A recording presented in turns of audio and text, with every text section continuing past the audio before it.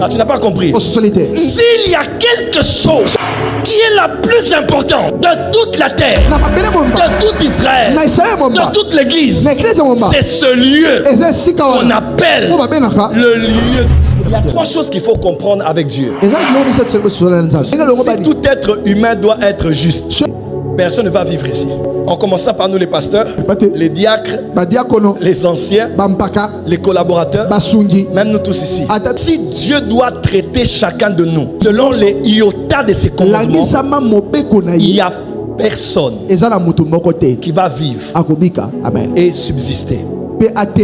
Alors Dieu s'est dit, il faut que j'exprime une autre dimension de moi.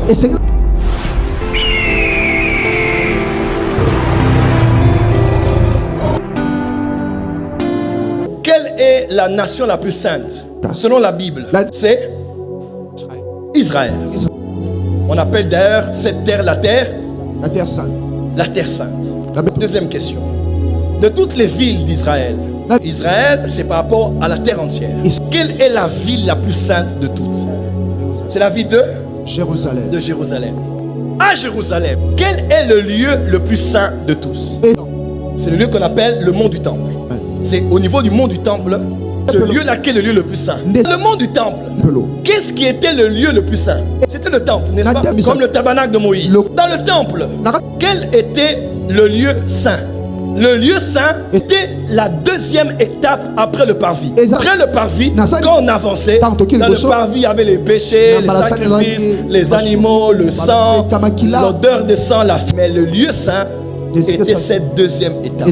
Quel était le lieu le plus saint que ce lieu-là? C'est le lieu qu'on appelle le lieu très saint. Troisième étape, après être entré dans le temple, il y avait le lieu saint et le lieu très saint. Dans le lieu très saint, quel était le lieu le plus sanctifié? C'était l'arche. Parce que l'arche était le lieu mis à part. Il y avait un bol de la manne, il y avait la verge d'Aaron, et il y avait aussi le commandement de Dieu, les 10 commandements. Mais dans l'arche, quel était le lieu le plus sanctifié? Quel était le lieu le plus déterminant? Quel était le lieu qui avait le plus d'importance que tous les lieux dans le lieu très saint? Ce n'était pas la verge. Ce n'était pas la manne. Ce n'était pas les commandements. Mais c'était un couvercle. Et le couvercle, on l'appelait le propitiatoire. Au-dessus de ce lieu étaient les 2 chérubins qui regardaient. Et c'est sur ce lieu-là qu'une fois l'an, l'homme le plus saint du peuple traversait le parvis, le lieu saint, allait dans le lieu très saint. C'est là qu'il versait le sang de l'agneau, purifiait tout Israël. Comme d'autres terres. Si Israël est la terre la plus sainte, Jérusalem, la terre la plus sainte d'Israël, le mont du temple, le plus saint de Jérusalem, le temple, le plus saint de cette localisation, le lieu très saint, le lieu le plus saint du temple et le propitiatoire, le plus saint du lieu très saint. Alors il faut comprendre qu'est-ce que veut dire ce lieu-là. Le propitiatoire en hébreu veut dire le lieu de miséricorde. Ah, tu n'as pas compris. S'il y a quelque chose qui est la plus importante de toute la terre, de tout Israël, de toute l'église, c'est ce lieu qu'on appelle le lieu de la miséricorde. Tu es à Bethesda ce matin. Bienvenue à la maison de miséricorde. Je lève ma main vers toi. Que Dieu t'accorde sa miséricorde. Il y a 3 choses qu'il faut comprendre avec Dieu dans ces 3 concepts: la justice, la miséricorde et la grâce. Dis avec moi: justice, miséricorde, grâce. Le trône de Dieu est fondé sur la justice et l'équité. Lui qui est assis sur ce trône, il s'appelle le juste juge. Il ne traite pas l'innocent pour coupable, ni le coupable pour innocent. Il n'est pas comme l'appareil judiciaire de la RDC qui est malade. Il est juste. Tu fais le bien, il te justifie. Tu fais le mal, il te justifie. Parce que c'est un Dieu qui dépend et qui est lié à sa nature de juste. Genèse 8, verset 22. Aussi longtemps que l'hiver sera, l'été sera, la loi des semailles et des moissons ne passeront pas.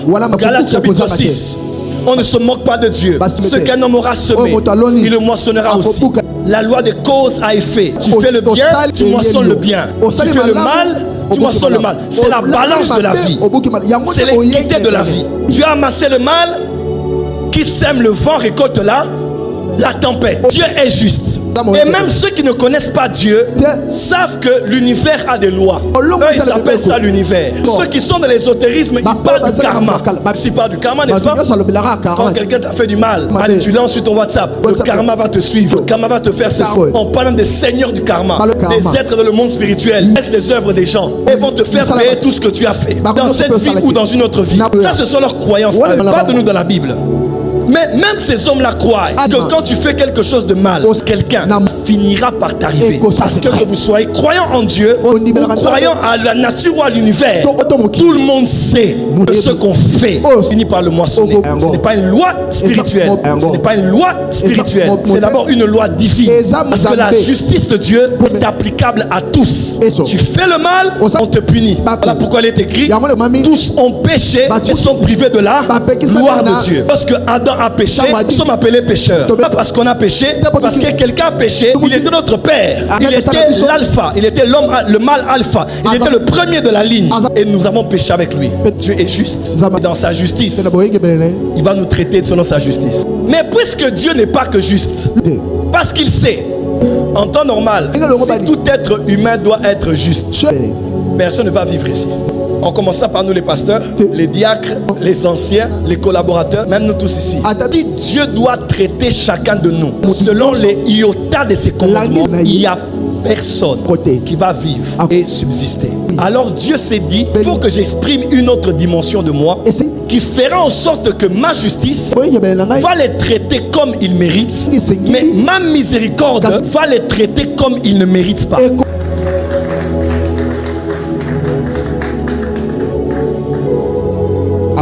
Si Dieu doit tenir compte de la justice de chacun, voilà pourquoi Dieu n'a pas dit que Abraham était juste par les œuvres qu'il avait fait. Il est écrit: Abraham a cru seulement en Dieu et Dieu lui a imputé sa justice. Parce que la justice selon Galates n'est pas le fruit de la loi, mais le fruit de la foi. C'est croire seulement en lui. Arrête d'être le juge, arrête d'être le témoin. Parce que si on te met aussi à la barre, tu as des choses pour lesquelles on peut t'accuser. Voilà pourquoi Satan a développé une certaine partie de sa nature. Connaissant Dieu juste, connaissant les lois des tribunaux, Satan se fait appeler l'accusateur de nos frères qui les accusait jour et nuit. Donc Satan est aussi un accusateur. Il vient avec les moyens d'accusation. Voilà ce que tu appelles ta fille. Ta fille Faïta. Regarde ce qu'elle a fait hier. Voilà ce que tu appelles ton fils, Christian Poy. Christian Poy. Yes, oui.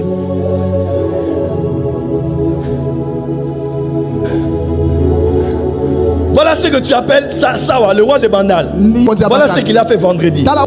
Et Dieu, dans sa justice, doit tenir compte du bien que tu fais pour te rendre en bien et du mal que tu fais pour te rendre le mal.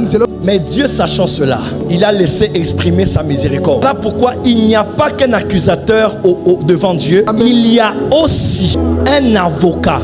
Quelqu'un peut lire 1 Jean chapitre 1. Si nous disons que nous n'avons pas péché, nous nous séduisons nous-mêmes et la vérité n'est point en nous. La vérité n'est pas en toi si tu dis que toi tu n'as jamais péché.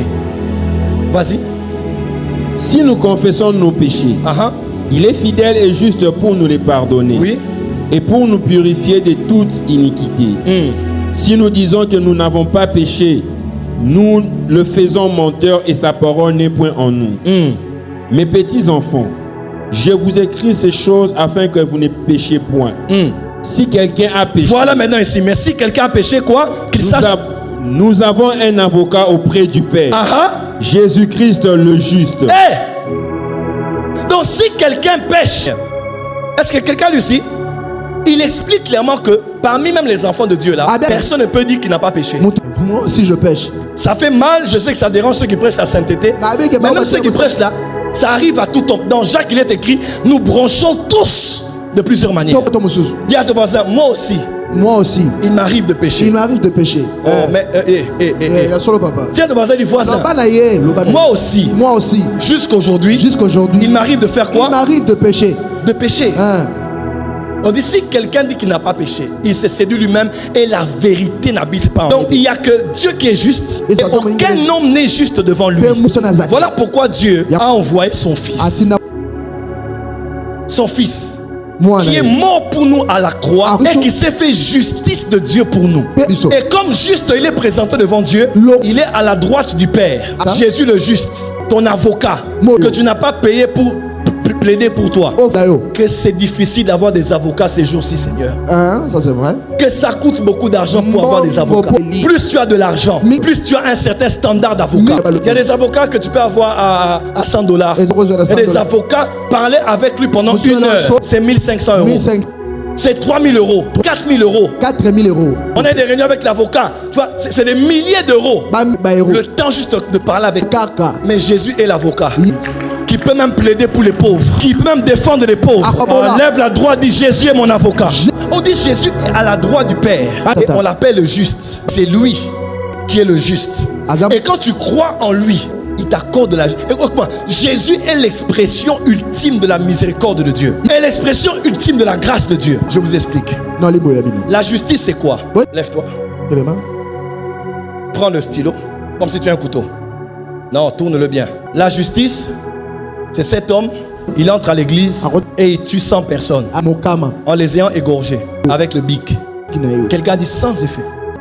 À cause du mal qu'il fait, il a égorgé 100 personnes. Quand la police vient, la police l'arrête et il y a une loi qui régit le domaine d'ôter la vie d'un autre être humain. Puisque c'est un criminel, on le traite selon la justice. Maintenant que la peine de mort est arrivée, s'il est éligible à cela, il peut être pendu, il peut être tué. Parce que la justice va le traiter. Il a fait un grand mal, il mentionnera un grand mal.